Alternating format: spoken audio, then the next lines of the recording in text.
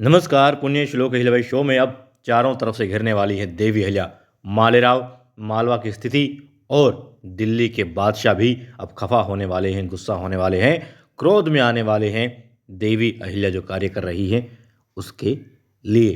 क्यों? क्योंकि देखिए, मराठे जो हैं अभी काम कर रहे हैं दिल्ली के बादशाह के लिए। वो दिल्ली के बादशाह को सुरक्षा प्रदान करते हैं, किसी भी दूसरे राजा के आक्रमण से, दूसरे बादशाह के आक्रमण से उनसे बचाते आए हैं। इसी वजह से सूरजमल के साथ में भी युद्ध हुआ था। इसके अलावा और भी बहुत बार जो है सुरक्षा प्रदान की है मराठों ने, होलकरों ने दिल्ली के बादशाह को।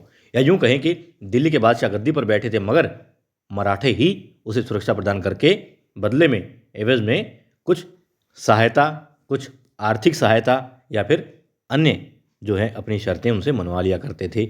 लेकिन अब क्योंकि जमीन जो है जहाँ पर काशी विश्वेश्वर मंदिर है, वो ज़मीन बादशाह के हक में ही आती है, उसके अधिकार में ही आती है।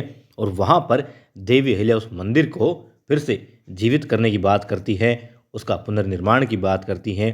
इस बात से अब जान गए हैं और खफा हो गए हैं। आशिफ आता है, बताता है उसका साथी बादशाह को कि देवी अहिल्या ने काशी विश्वेश्वर मंदिर का फिर से जो है निर्माण करने की बात कही है वहाँ पर आकर के, और वो आरंभ कर रही हैं इस काम को।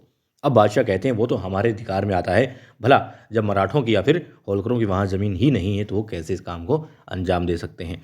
लेकिन देवी अगर काम करेगी तो यानी टकराव होना तय है। जो लोग अब सुरक्षा प्रदान करते आए थे उन्हीं के साथ में बादशाह का युद्ध तो नहीं, लेकिन फिर भी द्वंद्व तो हो ही जाएगा।